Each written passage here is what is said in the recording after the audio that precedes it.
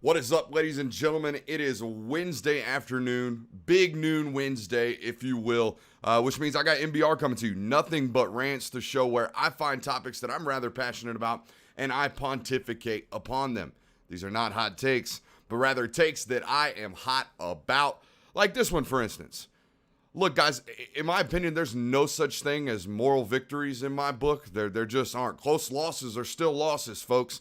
That includes you guys down there in Gainesville, right? Now, is there something we learned about that Florida and Alabama game this past weekend, right? Did we learn something about both of those teams Saturday afternoon in Gainesville? We 100% did. I learned that Alabama's quarterback is young and was going on his first big-time road game, right? Started out hot, things dwindled down later in that football game. Last three quarters, Florida won that football game, but it is a four-quarter football game. I learned that Florida's run game is legit. Okay, it is finally back to something that resembles an actual Dan Mullen offense. A little bit more on that later as well. And I learned that maybe Alabama is a little bit more vulnerable, right? They're not necessarily the juggernaut that we all thought they were, okay? We thought they were indestructible, right? We thought they were unbeatable. We thought that they were going to run through their SEC schedule until they got to the SEC championship game. Maybe those things all aren't necessarily true, okay? But again, there's no such thing as moral victories. You still took the L. Now, you played really, really good for three quarters. But at home, you start flat. You have a pretty miserable first quarter, and you're down 21-3 after that first quarter, okay? Those things still matter, okay? The final score is still the final score, and you still walk out with an L. Now, did the national media love what Florida put on display Saturday? 100%. Was I rather impressed by the way in which they fought the last three quarters of that football game, particularly the second half against an Alabama team that really normally rolls in the second half? Absolutely. Did they figure something out? Did they expose that maybe Alabama's interior of their defense isn't as great as we necessarily thought it was? 100%.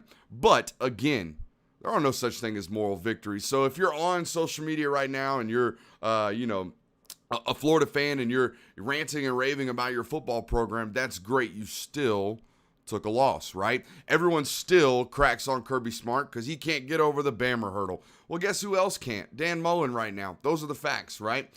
So did you play great? Was the second half won by Florida? Yes. Was the game won? No.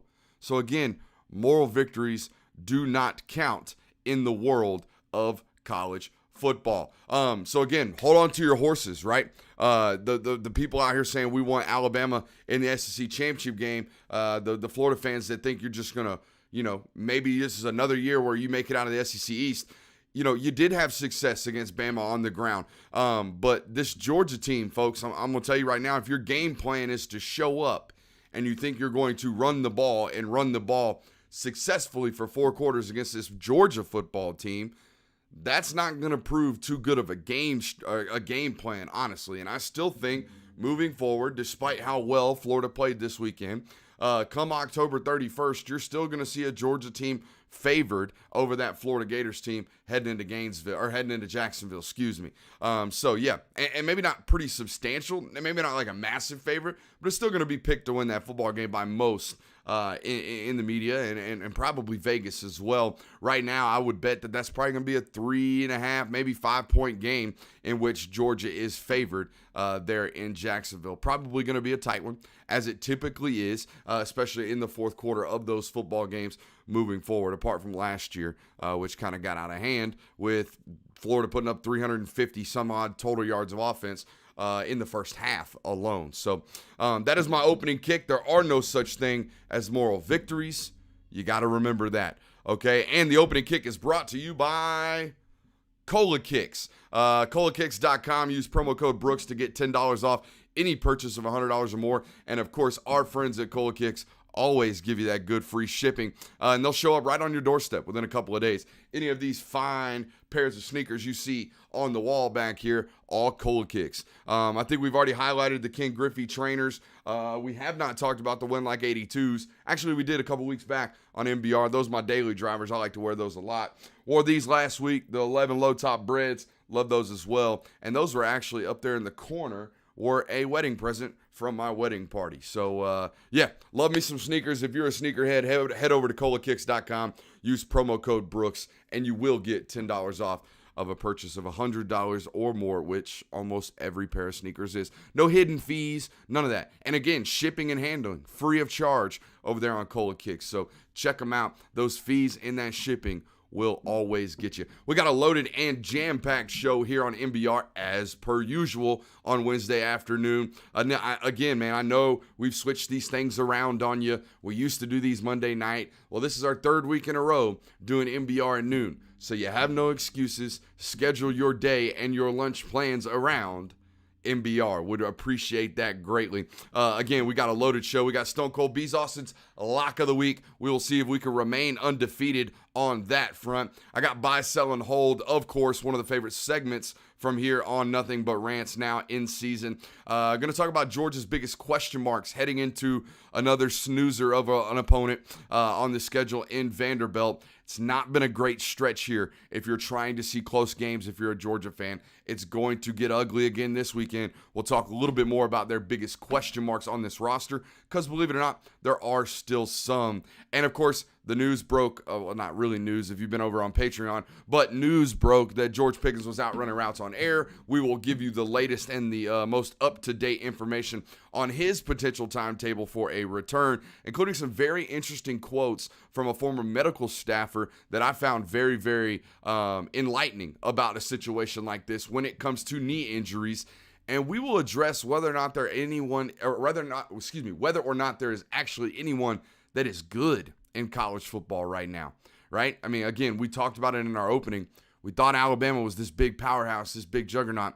We don't know. And that's what we're going to open with today, with whether or not there actually is someone who is, quote unquote good or doesn't have any quote unquote questions as we move into week 4 of the college football season. However, wherever you found us, please show support for the program, especially over there on YouTube. If you hit that thumbs up, that will serve us greatly in terms of boosting those numbers over there as well. Feel free to share it wherever you like to share these types of videos. Appreciate you for being here. If you miss any portion of today's live stream, it is available via a podcast. Just search the Film Guy Network however you find your podcast, and give us some support over there. Hit that subscribe button. Give us that 5-star review, all that great stuff. Dogsdaily.com for all your latest writings, including what we're going to talk about with George Pickens in a little while. That article was up yesterday on George Pickens. It's worth your read and worth your time. That's dogsdaily.com. And, of course, you guys know I have to tell you, if you like anything that we do on these public forums,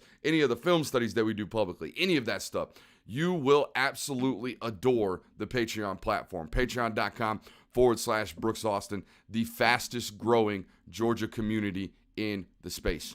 That is no joke. Okay, so feel free to check that out. Patreon.com/Brooks Austin. The link is in the bio. All right, I think we took care of all of the business here. And we do, again, have a very loaded show. But I wanted to start with this because I finally think that,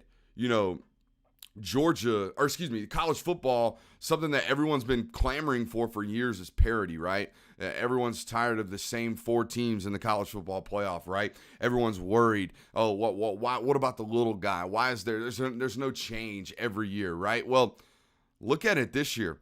Clemson's offense makes me want to throw up. I mean, they got a good defense, but Clemson's offense is abysmal and continues to be against reasonable Power 5 opponents, not even like great ones. They scored 14 points against a Georgia Tech team. Not good. I mean, they beat that team 73-7 this time last year. Georgia Tech, not a good football team. I mean, I believe they lost to Northern Illinois earlier in the year. Okay, not great. Struggled for the first half against Kennesaw State. Not a good football team as it currently sits. They gave Clemson everything they could handle in that game this past weekend. By the way, on the road at Clemson. So that's a big question mark. Is Clemson who we thought they were? Probably not, unless you've been listening to this program. We've been selling Clemson since the first week of the season.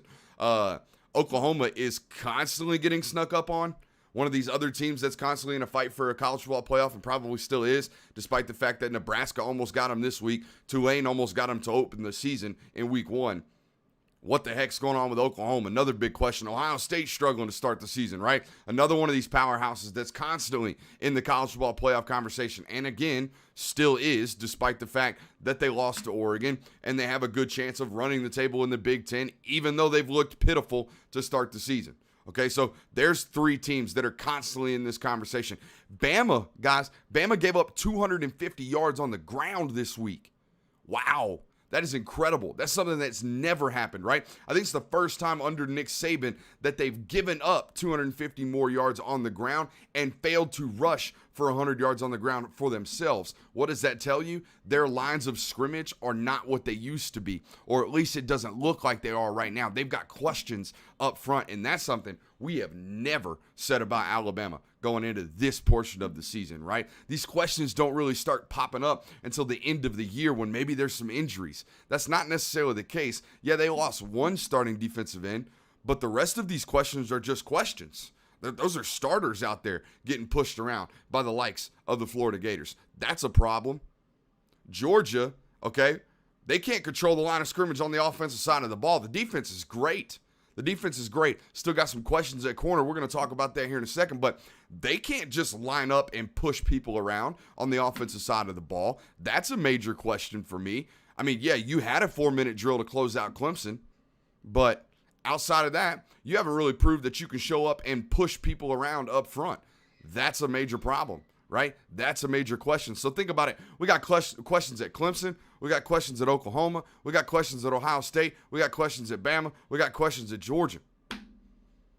I mean, what in the world is going on with college football? Who's good?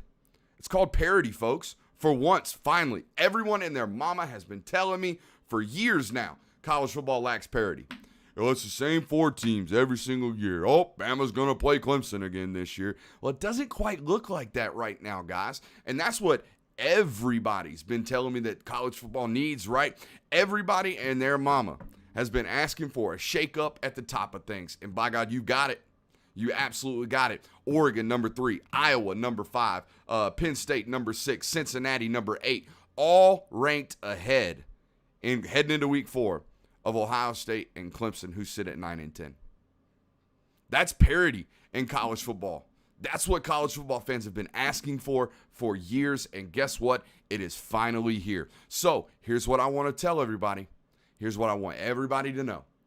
When one of these teams that the national media, or not necessarily the national media, but the national landscape in college football makes it to the college football playoff that you guys hate and don't want to watch, I'm talking about the Iowas of the world. I'm talking about the Penn States of the world. I'm talking about those programs. When they make it, I don't want to hear no complaints when they get thumped by Alabama in round 1.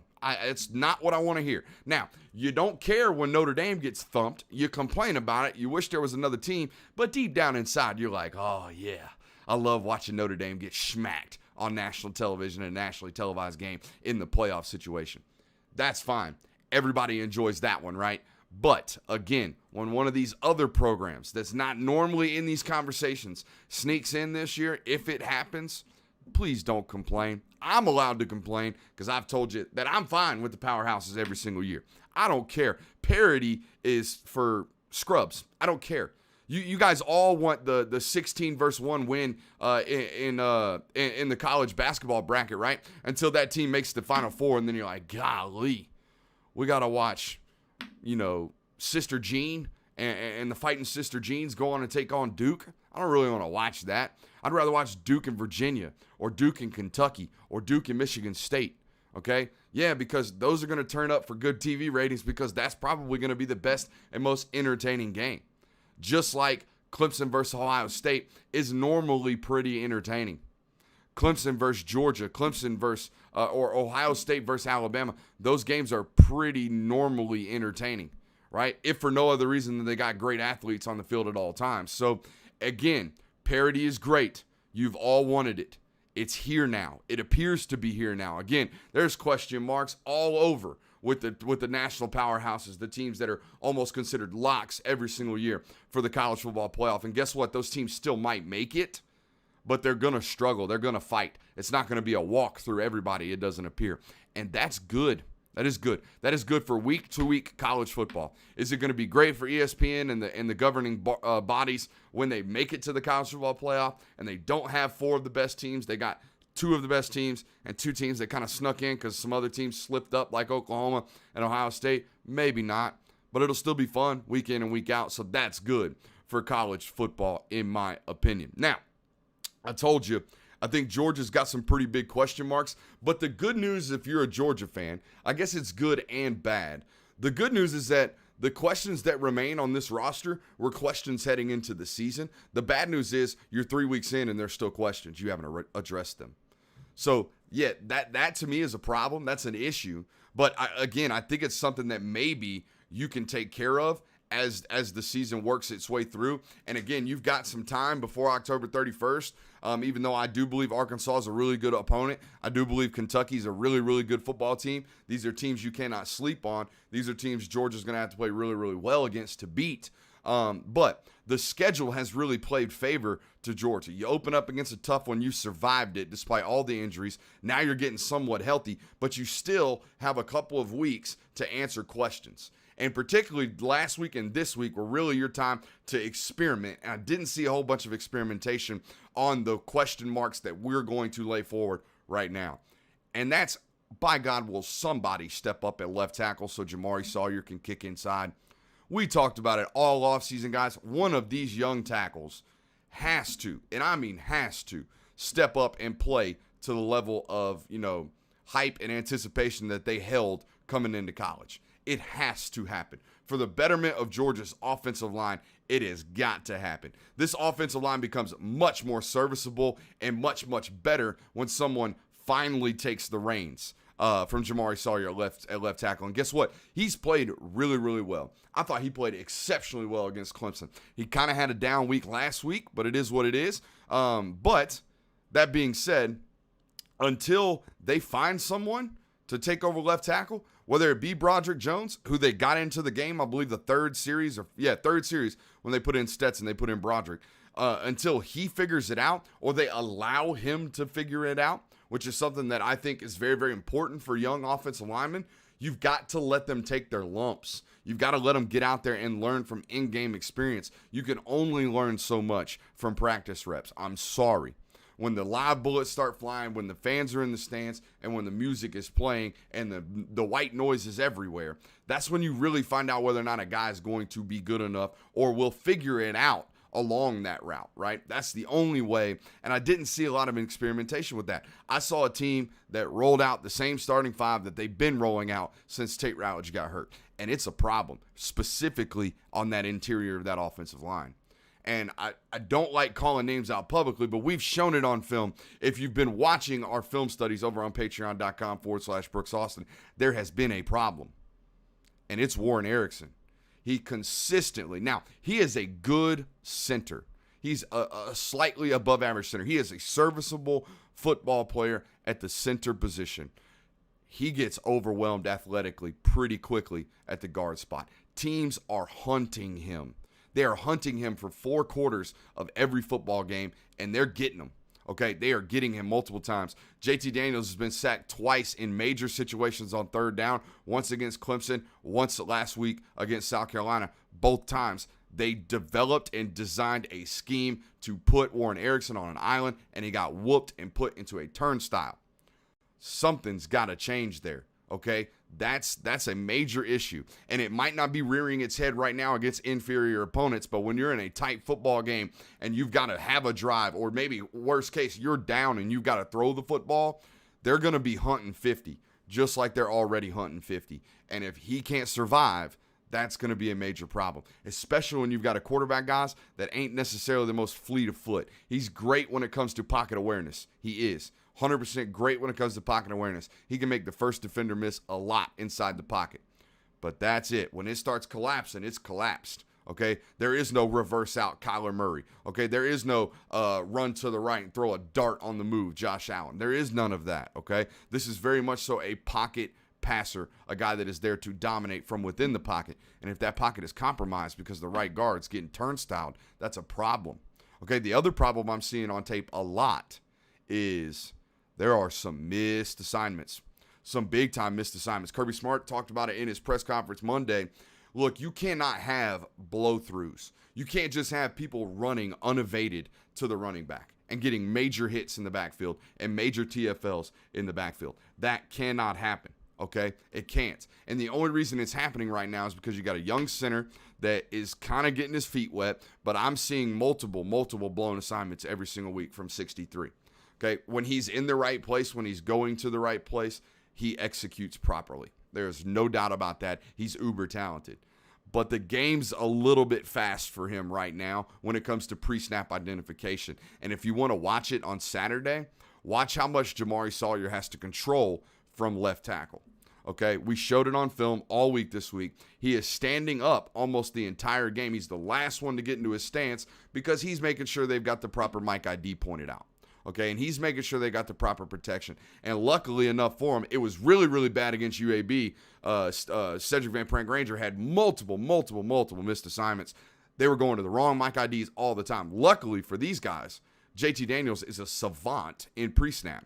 But you're asking too much of a guy who's already got enough on his plate.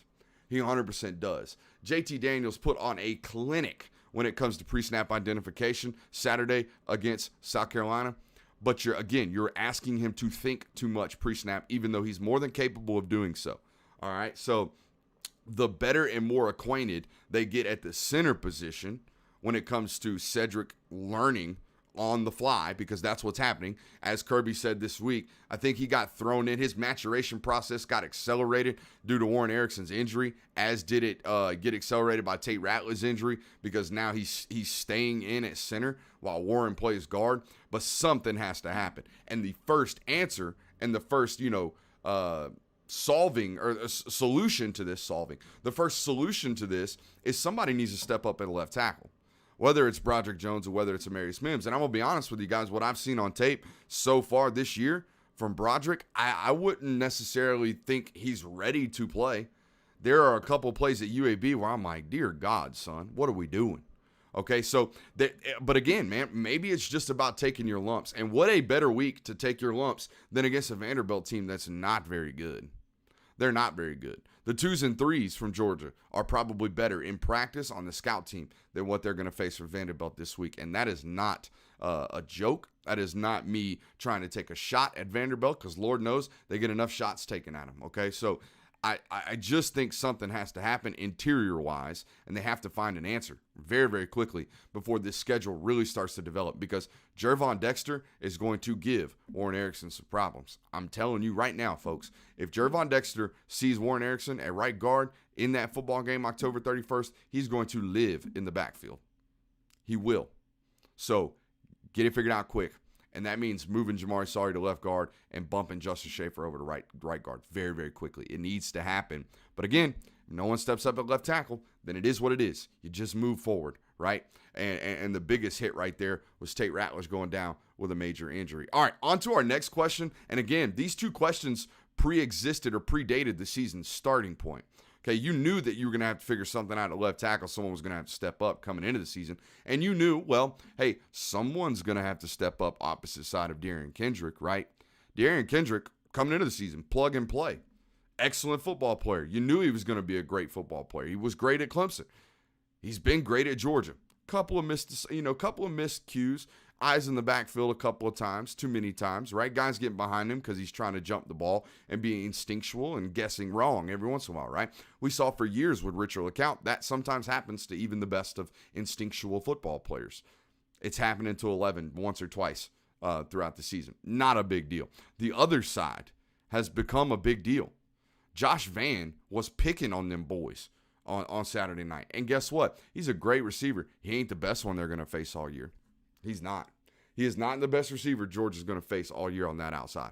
So, whether it's Keely Ringo, whether it's Amir Speed, whether it's one of these other guys, because those two guys couldn't quite figure it out, I'm here to tell you that that's probably going to be what's happening very, very soon.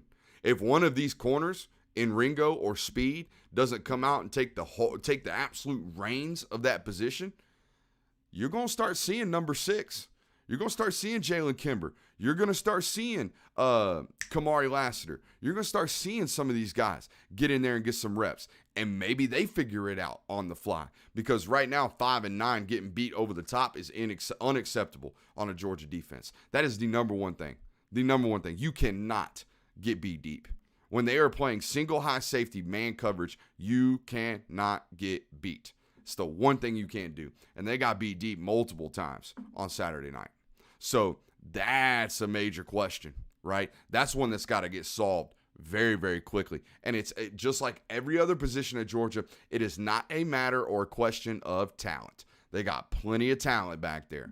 It's about somebody saying, this is my job, by God, and I ain't going nowhere, okay? And that's not happened yet. And there, Amir Speed's getting the starts.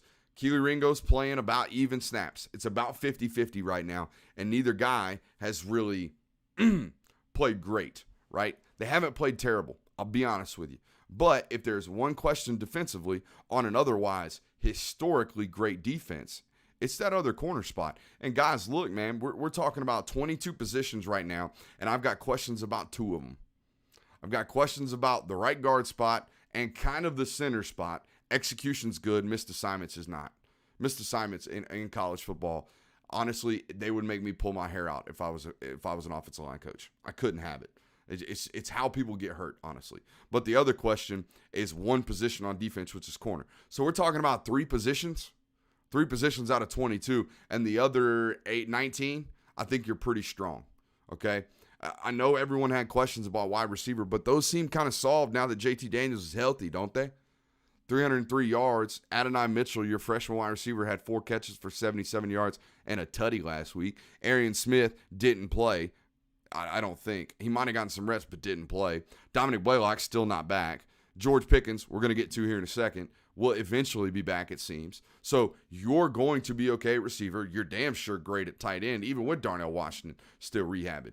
Brock Bowers has been as advertised. So you're good pretty much everywhere, except for corner, center, and right guard, which are still pretty critical positions, but you got to get them figured out. And if those are your only 2 questions moving forward through the year, I think you should be okay and should continue to handle business on this schedule. So let's take a minute to ask you guys to hit that thumbs up over on the YouTube page. That's the way we go up, right? I'm not looking at YouTube right now. I'm looking at the StreamYard or Streamlabs. So yeah, the watching to like ratio, not good enough. Boo-boo. Let's change that just a little bit for your boy. I would appreciate the support there. But let's get into our next segment, which, Georgia is getting healthy. And they're getting healthy at the right time. We just released an article about this over on Dogs Daily. Shout out Harrison Reno. Kirby said Darnell and Tyke, the goal has always been to get them ready for this game. And then he changed it yesterday and said this game or next week. So what that kind of tells me is, I don't know if it's going to be this week, but they're coming back. That is for sure. I don't see them playing this week, if I'm being 100% honest with you. Love you too, honey. I see them playing next week at some point, right? That's what I see. But, still got to get them back at practice, get them healthy, and get them ready to go. So from all indications, we told our folks over on Patreon that it appears that they are conditioning right now, which is good signs. It means they're eventually going to be coming back. Dominic Blaylock, however, I do believe you see this week. I think you would have saw him last week. Just got hampered by a little bit of a hamstring issue that's kind of in relation to that, second ACL tear that he did have. We've had that up on Patreon for a long, long time now. He is dealing with something that is, been an issue, not necessarily an issue, but is causing problems dating back to the last time he tore his, the last time he tore his ACL was in August of last year. The first time was in December of 2019. We haven't seen him since then. 20 months of non-contact, 20 months of non-real football, non-live football. So this week would be a great opportunity for number 8 to get back, get loose, get healthy, get the vibes going, right? But the big news, obviously, this week, and again, wouldn't be news to folks that are on the Patreon, as is some of the questions about Jalen Kimber going on right now in the Discord chat. George Pickens, back running routes on air. Again, not news if you've been over on patreon.com/Brooks Austin. But back running routes on air, and we actually spoke to a medical staffer, a former medical staffer up there at the University of Georgia, who has a very, very rich and deep history when it comes to these types of injuries and repairing such injuries like this. And I thought this was worth reading to you guys, just these quotes, because there's a lot to take from this knowledge, right? There's a lot to take from this right here. We're thinking about a guy that was, okay, so early May, right? Late April, early May was when we're talking about a George Pickens torn ACL, right? Or was it in March? Either way, I think it was in March, end of March, spring practice, right? 8 months ago at this point, 6 months ago at this point, right? Again, we spoke to a former medical staffer, and I want to read this to you. He says, quote, "I have zero doubts about George Pickens looking good and making almost all of the cuts and moves he needs to be able to make. But people don't understand this. This is absolutely normal for this stage of his rehab, and they get all giddy about it. If he wasn't doing almost all football-related activities at a high level at this point, I would be concerned. The thing here is a timetable for the full strength of the graft. The graft is the ligament that they took and replaced or stitched back, whatever they do, replaced the ACL with, the torn ACL. So that graft is that word, right? The replacement piece, if you will. That normally happens, talking about the strength of the graft, at the earliest around the 8-month mark. And the further you get away from that mark, meaning the longer, right, 9, 10, 11 months past surgery, the better and stronger it becomes, and the likelihood of a re-tear decreases significantly.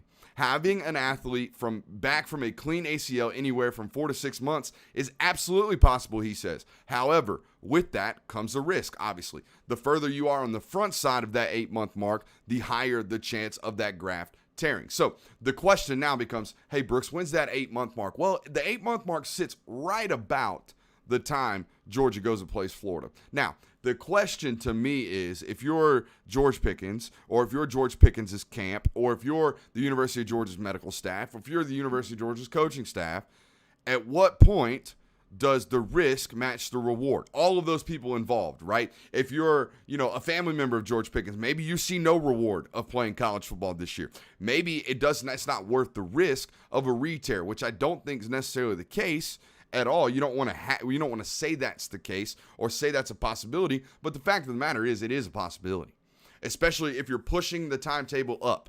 Now, the great news about George's injury, right, is that from all things we've been told from sources is that the tear was just the ligament. 9 times out of 10, when you tear a ligament in the ACL, there's some bone chipping, whatever ligament, whatever bone it tears off of gets chipped. Okay, that's what leads to scar tissue. That's what leads to an increased time and length of rehab, like you saw with an Azeez Ojulari. His draft stock dropped because there was significant scar tissue from his original ACL tear back from high school when he was at Marietta High School. But with this tear, it was just the ligament. No other incidental damage, if you will, to that knee. So that's great. That increases or decreases the amount of rehab time you ultimately have, right? Because there's only one thing to rehab, and it's the surgery, right? The surgically repaired ligament, or in this case, as the doctor says, the graft, right? So if the graft is, let's say it's 100% or 99.9% positive, good to go, 8 months, right? 100% ready to go. Is it worth the risk to play him against Florida when Adonai Mitchell is serviceable? Jermaine Burton's good. By then, Kyrus Jackson, Dominic Blaylock should be 100% back. Darnell Washington going to be back on the field at that point. Brock Bowers is playing great. Don't you have plenty of weapons? Don't you think you need George Pickens moving forward down the year while also needing to protect and preserve his NFL future down the road? I know Monday's news, everybody saw it and they're like, oh, look, dude, we're getting George Pickens back. He might be back this week. No. Guys, he's a little bit further back from further from being back than you might realize, okay? Again, like Doc says right here, he's got zero doubts George Pickens looks great right now on air. He should. Doc says he would be concerned if it didn't look that way, if he wasn't running routes on air this month, at this point, this far removed from his surgery. So hold your horses on pushing back your number one horse, right? Hold your horses on rushing this guy back to this offense because, again, as of right now, yeah, you need him. You're going to need him, right? But you don't necessarily need him to get hurt again. He gets hurt again, and you're in some big trouble. That's a bad look, okay? And you're just in big trouble in general. You lose one of your best players that you could have had maybe for a college football playoff run. So just hold on to that right there. And I see some comments right now saying they wouldn't even blame George for not coming back. You know, that was on the table at some point. Not even going to lie to you. And I think it still might be, right? They're still mulling it over. But he's rehabbing really hard. He's, they're getting him to go to class. They're getting him to do everything. He's been a part of everything. He's showing up for, meetings, doing all that good stuff, and taking care of business. So all things based off of his reaction to things are that, yeah, he's wanting to play again for the University of Georgia. Now, let's talk about one of my favorite segments, right? A little buy, sell, hold action. Now, if you are new to the programming, sorry, welcome in. If you are new to the programming, this is a standard radio segment, okay? Everyone and their mama does this one. This is not new. This is not groundbreaking programming from yours truly. This is just a fun way to give my opinion on some things going around in the football world. So let's do a little self-scouting for those who are uninitiated, those who haven't been here, right? Give you some of my stocks that I've been buying, selling, and holding that may or may not have panned out so far in the season. Okay, so let's do some self-scouting. Self-scout thyself. Shout out to Chris Sims. All right. Selling that Clemson stock looks really good at this point. I came on here September 8th, so 2 weeks ago, and told you after that Georgia game, hey, look, man, I don't know about this Clemson squad. I think someone's going to sneak up on them. Someone's going to give them a run for their money. This offensive line is just too bad. It's too porous. The offensive weapons look pretty, but they're not really making plays right now. That includes the quarterback. Well, here we are, okay? They just beat Georgia Tech 14-8, needed a goal line stand to do so. At home, by the way. Yeah, selling that Clemson stock. I got out early on it quickly while everyone else was like, oh, no, they just played Georgia. Georgia's a really good football team. Clemson be all right. It's not looking that way right now. So watch out for them Clemson Tigers. Be on the lookout. Okay, I believe this week they're like a 7.5-point favorite on the road at North Carolina State. And that statement hasn't been said in like 10 years of Clemson football. Not that long, but a long time, right? Since the days of like Deshaun Kaiser, maybe. Clemson has not been that small of a favorite in an ACC game in a long time. So Vegas is catching on as well. They're selling Clemson stock, and I'm going to keep selling that Clemson stock. Excuse me. I was out on the Big Ten after week 1, and I think that one's holding true as well. They're what could be their best team right now, right? I know Iowa's ranked 5th, Penn State's ranked 6th, but I think if we all sat down and said, hey, who do you think's the best team? Iowa or Penn State, you're probably going to pick Penn State just based off name recognition and the fact that you probably don't trust Iowa as far as you can throw Kirk Ferentz.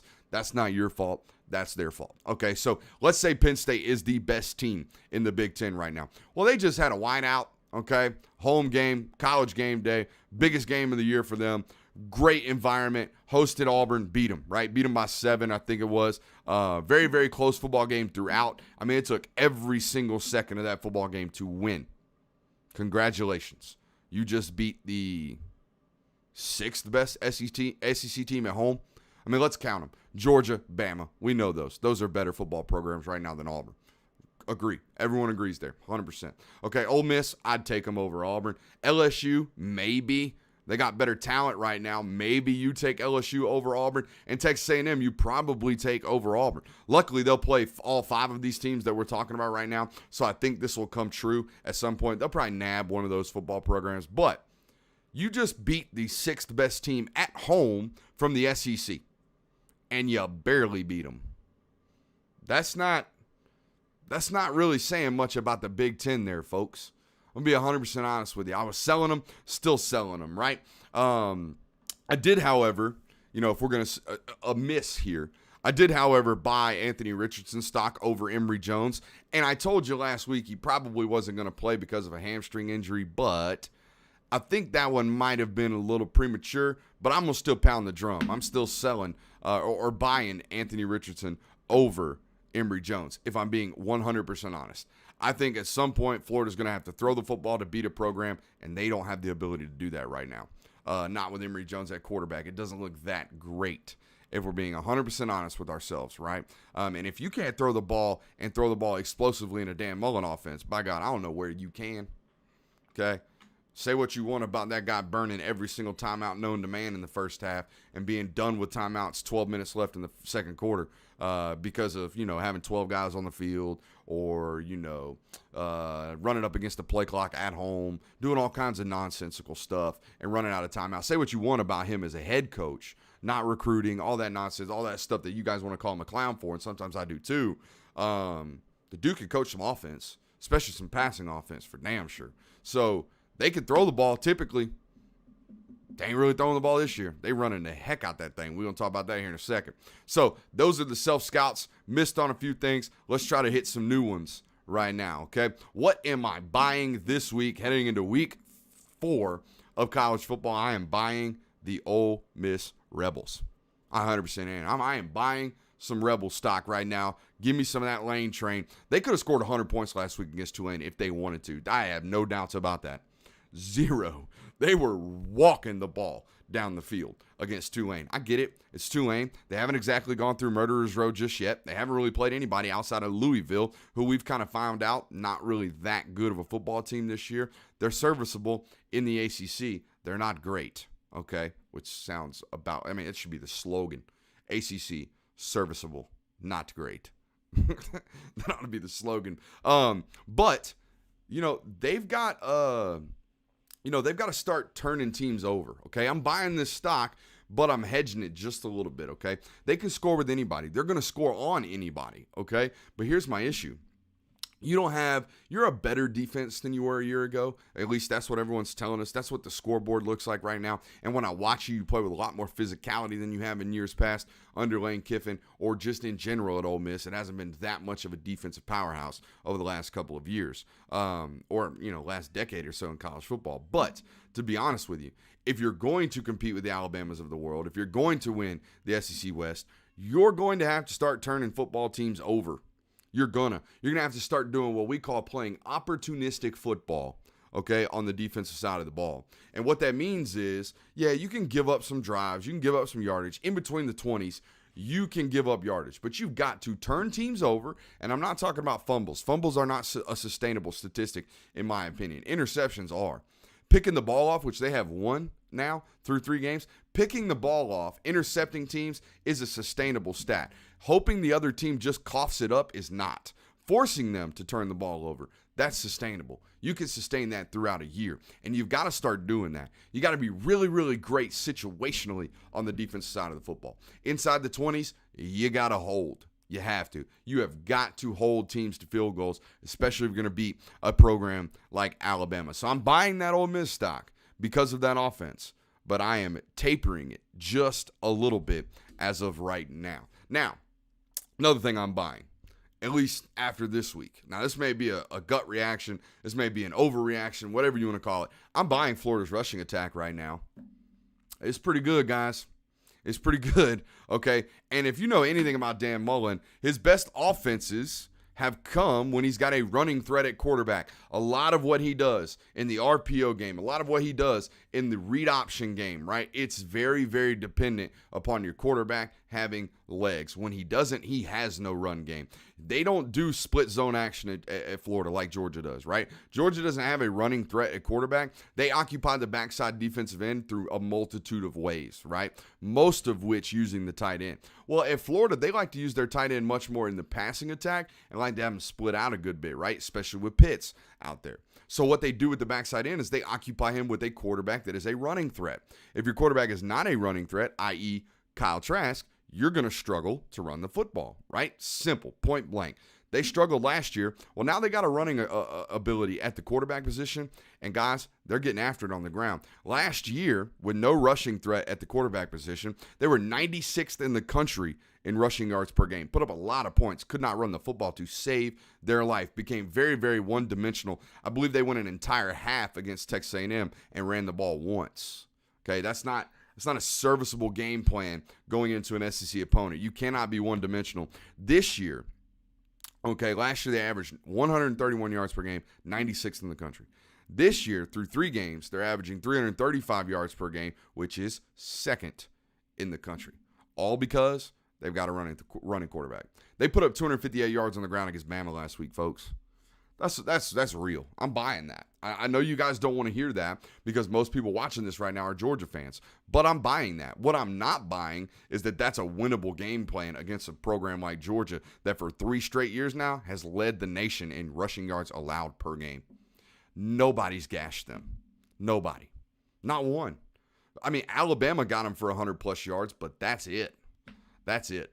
So if the game plan is line up, run the ball, again, like we opened with, not a good game plan against a Georgia football program, but I'm buying it. You got to buy the stock on something like this because it's going to continue to do really, really well. They don't throw the ball well enough, though. That is a major, major problem right now, which, again, is why I'm buying that Anthony Richardson stock. I'm going to keep holding on to it, too. I think they're going to have to throw the football at some point this year, and if Emory Jones cannot do that, they are very, very, very, very, very much so in trouble. Now, so what am I selling? Went through the buys, buying Ole Miss, buying that Florida rushing attack is what it is, right? What am I selling? Well, I think it's easy, right? Cody Ledoux showing up. I think it's easy what I'm selling. I'm selling Oklahoma. I'm selling Oklahoma so hard, okay? Look, Nebraska's statistically better, drastically better statistically than anybody wants to give them credit for, okay? I will say that before I get into ripping Oklahoma. That win, not impressive. You were 22.5-point favorite at home. You should have controlled that football from opening kick. But again, statistically, Nebraska is not a bad football team. They are horrible situational football-wise. They're awful inside the 20s, both offense and defense. They turn the ball over. They're bad with clock management. They're bad here. They're bad here. Inopportunistic turnovers, all that good stuff. Or in this case, all that bad stuff, okay? So Nebraska, not as bad as what they look like on paper, right? They lost to Illinois and, barely beating a mid-major team and then getting, sneaking up on Oklahoma. They're not as bad as they look on paper, but you cannot allow games like this in 2 out of 3 weeks. If you're going to be a good football team, you cannot sleepwalk into a home game against Tulane that should have been in New Orleans, but thanks to the hurricane, you get it at home, additional home game, okay? You can't sleepwalk into that football game, and then 2 weeks later, after beating the doggy doo-doo out of Western Carolina, 76-0? Oh, golf clap. You ran it up on a mid-major program. Congratulations, okay? And then the next week, you get an actual opponent, and you sleepwalk and don't show up. That's front-runner stuff, man. That's stuff that I ain't here for none of it, okay? I'm selling it. But here's the deal, and I'm going to be 100% honest with you. They still might win the Big 12 and go undefeated. They still might. Everyone told me Iowa State was good this offseason. Guess what? They're not. They're not. They don't look like it. They're not. Just because you return a bunch of starters from a year ago doesn't automatically make you a good football team. It might make you a good football team to the national media in the preseason AP poll, but it is not direct correlation to successful football when the actual, ball starts moving around, right? When the ball is kicked off. That is not the case. Okay, so Iowa State, you told me they're good. They're not. Everyone expected for Texas to actually be able to compete. It appears that they cannot either. So what is those 2 toughest games on their schedule? Iowa State and Texas. Neither of them are good football teams right now, it appears. Or at least, a threat to a program like Oklahoma should be, right? The hardest game on their schedule comes this week against West Virginia, a legitimate defense, a team that is going to turn them over. I guarantee you, Spencer Rattler will throw interceptions in that football game. So if they get through this one, they're probably going to get through the Big 12 unscathed, to be 100% honest with you. And I already tweeted about it, already said it. I cannot wait for Oklahoma fans to be mad when a one-loss SEC team gets in and an undefeated SEC team gets in and they're sitting on the outside looking in. I can't wait for it. Because this is the reason. You sleepwalk against Tulane. You sleepwalk against Nebraska. You don't deserve to be in the national title college football playoff conversation when your schedule is dog water. And you didn't manhandle it, right? I could make the argument that Cincinnati has a tougher schedule this year than Oklahoma. And I'm not even being a hot takey guy there. They go to Indiana and to Notre Dame. If they win both those games, I think those are better wins than most of what Oklahoma has on their schedule. Oklahoma will not have a win like an on-the-road to Notre Dame win. They won't. It won't be on the schedule. So what's the case for me? At this point, you're just like Clemson, in my opinion. You don't have anything on your schedule left that tells me, oh, if you're not dominating like we make these mid-major programs do, these non-Power 5 programs do, then you don't deserve to be in a college football playoff conversation. If you're going to do it to Cincinnati because of their schedule, then by God, do it to Oklahoma because of their schedule. Do it to Clemson because of their schedule. It's the way it is, especially if they're sleepwalking through it. So I'm selling that Oklahoma stock. Manny Diaz might need to update that resume. I'm selling that one too. My God, folks. Listen to this. In 3 years at Miami, think about this. He's not even through his third year. I think he gets canned before it even finishes. Think about this. In 2.5 years at Miami, he's lost to Georgia Tech at home, Florida International. He was shut out by Louisiana Tech. Think about that. Shut out against Louisiana Tech. He had a 2-point win over App State this year and a 21-point loss to Michigan State at home. 0 bowl wins through 2 seasons. Got thumped in both of them. Okay, I think one was a close game last year. But anyways, 0 bowl wins. He's got a 31-point loss to Alabama. Game wasn't even close from opening kick. They didn't even compete. It's like they didn't even show up. A 25-point loss to Clemson. Not even close. And this is my favorite. A 36-point loss to North Carolina a year ago in which not one, but 2 running backs rushed for more than 200 yards against that defense, which is supposed to be Manny Diaz's calling card, by the way. I don't know who you hire at Miami. I really don't, but it's clear to me that this this Manny Diaz experiment is not working. Nothing about this says this is working. This has got to go, okay? And look, when we're talking about programs like Miami, Florida State, Notre Dame, USC, okay, these national brands, okay, these old school brands, it is good for college football when these programs are good. It is. And I know a lot of people don't want to hear that, but it is. It's good for Southern Cal to be good. It's good for college football. It's good for college football for Texas to be good. It's good for college football for Florida State and Miami to be good. Right now, they are not. They are not. It's bad. And again, I don't think Manny Diaz, Miami, I keep doing that. I don't think Manny Diaz survives this season alone at Miami, okay? A couple more games like that, and he's out. Also, let's self-scout again. I'm just going to call it out. I called it out last week. Buying that Mike Norvell stock's looking horrible at this point. Absolutely abysmal. That's a miss. It's a miss. Got caught up in the hoopla of that Mackenzie Milton story. Mackenzie Milton? Yeah, Mackenzie Milton story. My apologies there. It won't happen again. All right, so what are we holding? We're selling Oklahoma. We're selling Manny Diaz. We've already bought Ole Miss stock, and we've bought Florida rushing attack stock. We already got those. Let's hold some stocks, right? Can you hold off on telling me Michigan is good? Please. Please. They've beaten Western Michigan, a Washington team that lost to Montana in their opening. Yeah, you beat a ranked opponent. It was Washington. And Washington got beat by Montana to open the season. I didn't even know Montana had a football team, to be honest with you. Oh, and then they beat Northern Iowa this past weekend. Golf clap for the Wolverines. Can we please hold off on telling me that they're a good football team just for a minute, please? Sure, they lead the nation in rushing yards. They probably should. They probably should. They have played nobody. Okay? So, yeah, they're running the ball really, really good. That's all great. Couldn't even tell you who their quarterback is. I know that they got a stout running game. They do. Best receiver's done, though. He's out for the year, I believe. So that's a major issue on there. So just hold on. Stop force-feeding me Wolverine talk until they go to Madison in a couple of weeks, play Wisconsin, and then let's see if they average 345 yards on the ground in that football game. Please, just hold your horses on the hardball homies, okay? Again, man, I'm not here for people force-feeding me stuff about Big Ten teams that have not played anybody. It's just the God's honest truth about that one, okay? That schedule is dog water, absolute dog water. They got 2 or 3 games on their schedule that they have to win. They got to beat Michigan State. They got to beat Ohio State, and I believe they play Wisconsin. That's it. It's not murderer's row up there for Michigan. And once they get through Wisconsin, if they get through Wisconsin, then I'll be talking, which is why I'm holding the stock. I'm not jumping on them.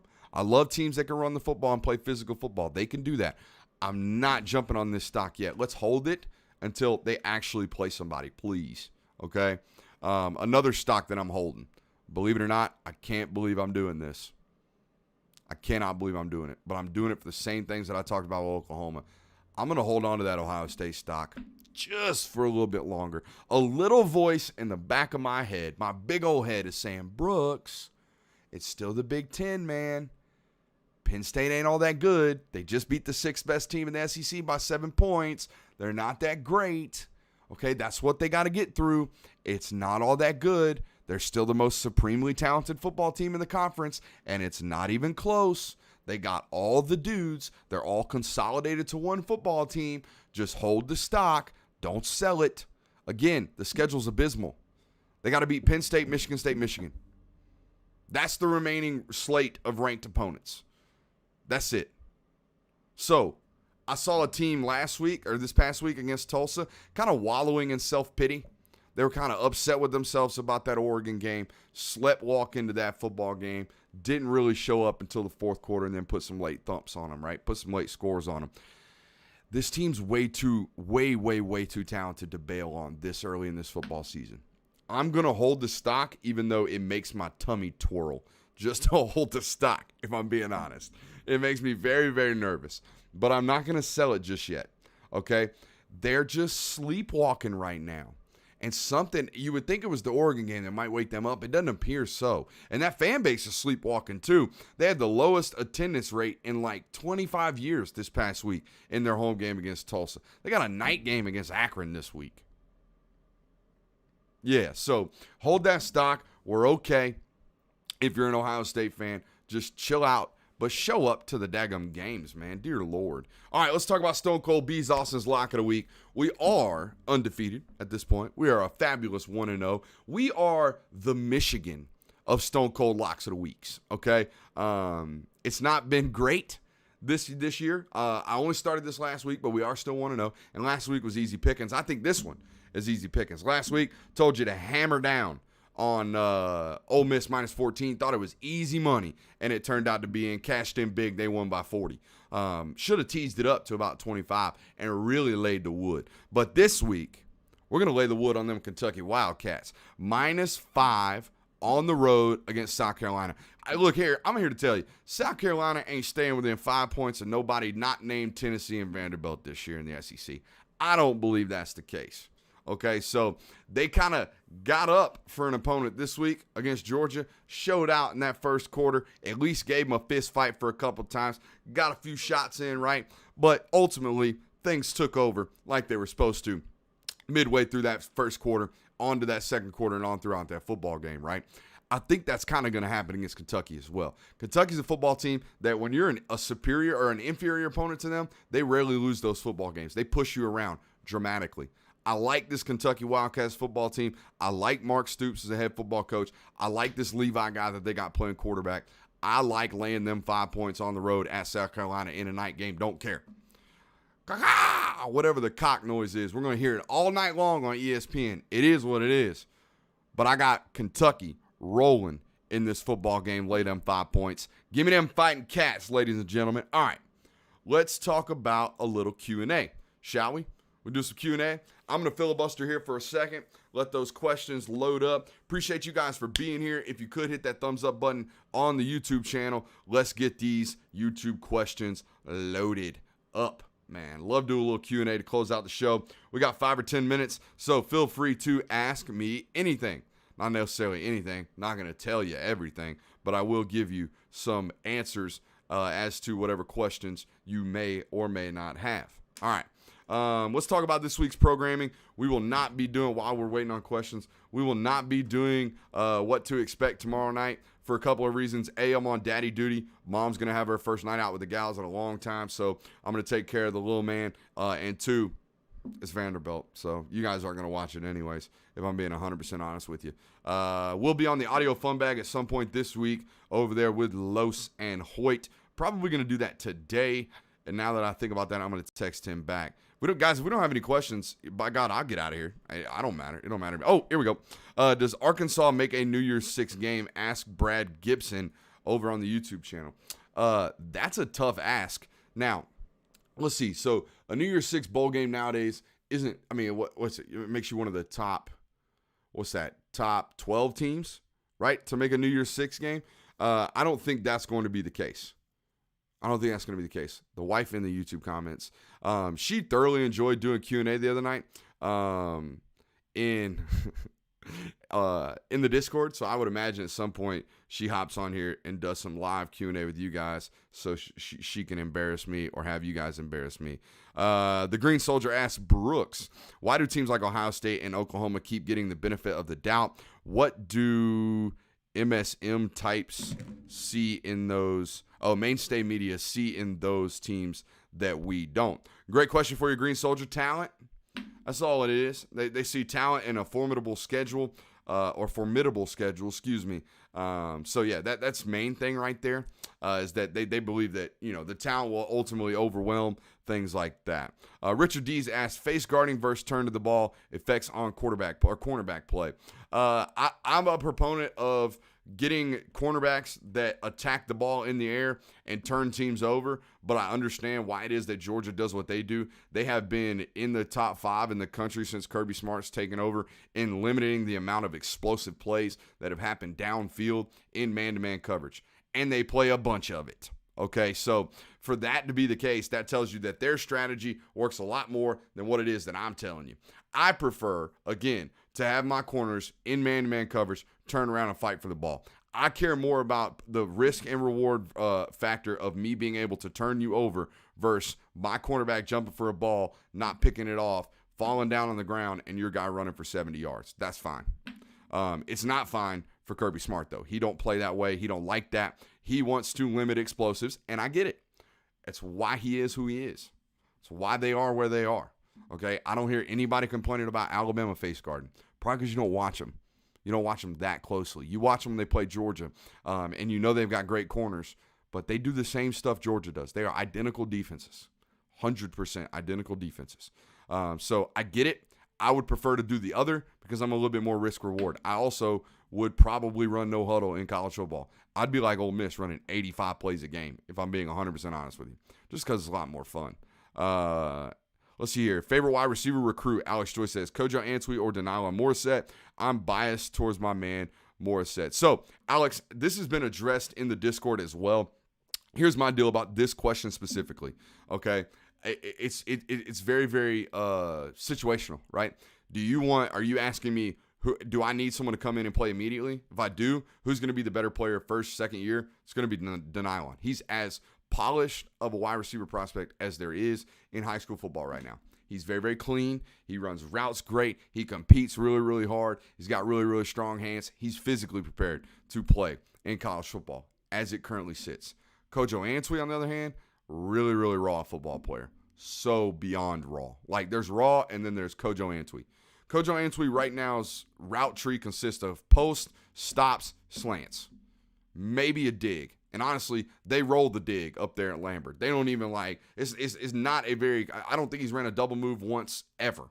At least not on tape. He hasn't shown the ability to. And I've seen him in person, and he doesn't have the ability to. So if I'm taking a guy first or second year, I'm taking the nylon. Now, who might have a chance to who has the higher ceiling, who's going to be the better pro if they both make it to the pros? Probably Kojo, because he has physical capabilities that not a lot of human beings have. He's a 4.4 runner. He's got quads for days, okay, and he's an extreme athlete. But you're going to have to coach him up. And that's why I think he's going to Ohio State. That coaching staff up there has shown that they can develop wide receivers to the best of the best out there. So I would take Denial early. I would take Kojo late. Let's get to a couple of these on the bottom. Biggest threat to UGA, this in your opinion, Florida or Auburn? I think it's Florida. Again, I'm not really Auburn's good. Don't get me wrong. Let's see them get through this SEC slate first, okay? They got a lot of big-time games coming their way in that SEC West. I see you guys are asking the wife questions now, or at least talking to her in there. That's good to see. I know she's down there watching me. Is that a shorter football helmet behind you, Mr. Johnny D? It is. That is my helmet. That helmet saw 42 career starts and a handful of concussions, so that's fun stuff. Yeah, that is my college football helmet right there. Who are you drafting first, Jermaine Burton or John Mechie? I'm personally biased to Jermaine Burton. But Mechie, I think, comes out this class. So I wouldn't have to draft either or. I could take both if I really, really wanted to.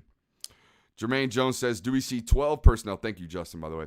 Do we see 12 personnel 50% of the time or more once Darnell comes back for the rest of the season? Honestly, I think you're seeing it about 50% of the time now.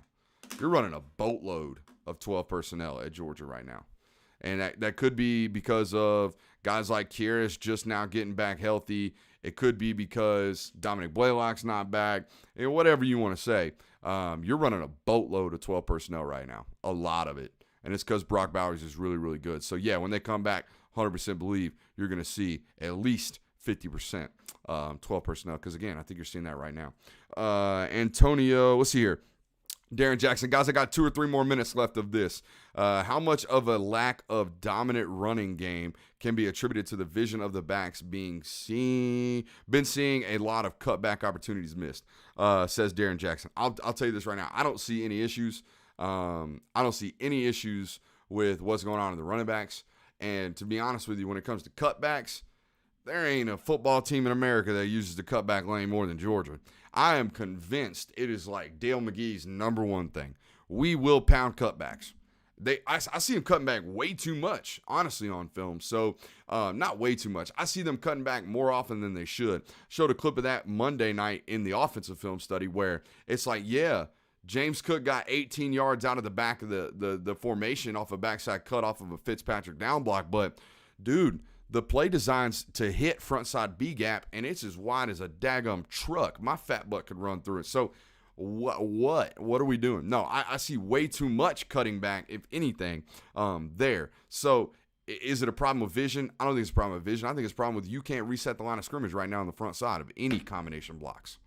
Your center and guards are struggling to move down linemen off the ball. That's it. South Carolina played cover 3 all night, and you know why they did? Because they had their strong safety screaming down like a bat out of hell to stop the run. They opened with 6 in the box and added a 7th very, very quickly. So, yeah, do you really struggle with it? I don't think so in terms of vision. Bryce Kuhn says, can Cola Kick 706 hit me up? Help me find a pair of Jordan 1s low smoke gray. Bryce, I've actually seen those. So depending on your size, they probably got them. Hit colakicksup.com or colakicks.com up. I guarantee you they've got it. If not, Bryce, I know you've got my phone number. Send me a photo of the shoes that you want, and I'll get my boy Jerry on them, and they will get them in store, and we'll make sure they hold them for you. That's also a perk of knowing me, guys. If you want a pair of shoes, I can put Jerry on the lookout for them, and he can go get them. Okay, so that's how they run their operation. If they know a person wants a pair of sneakers, we can go find them. Okay, so just hit me up, and we'll get you taken care of on that front. So let's see here. Jay Shipes asks, what do you think about limiting portal entry times to a couple of 3-week periods a year? It would keep irrational spur of the moments, bad decisions from happening, maybe after season and after spring. I don't know. I think if you're going to do the portal stuff, you just let it be free, to be honest with you. Let everyone do whatever they want, if that's going to be the case. All right, last couple of questions here. I promise, 2 more. Here we go. Precision Lawn Service says, if teams sell out to stop Florida's rushing attack, will they be a threat passing? I don't know that yet. I don't think anyone's tried to do it yet. And even if they have, I don't know what the weapons are down there in Florida. I haven't studied the roster that much. I need to be 100% honest with you. Let's see. Last question of the day. Drew3535 says, with Kendrick playing off, why not let Speed and Ringo play to their natural ability and jam and get more aggressive on the line, off the line on the other side? Look, this is something we talked about last night on our defensive film studies. You have a corner in Amir Speed if he ain't 6'4", he's pretty damn close. He is a big, long, physical-looking dude, okay? So you got him, and then you got a guy who I akined out of high school to Patrick Peterson, who's one of the best bump and run corners ever, in Patrick Peterson and Keely Ringo. So Keely's 6'2", 205, 10-300 guy. Those guys should be being physical at the line of scrimmage, in my opinion. But for some reason, they're playing catch technique. I don't know why.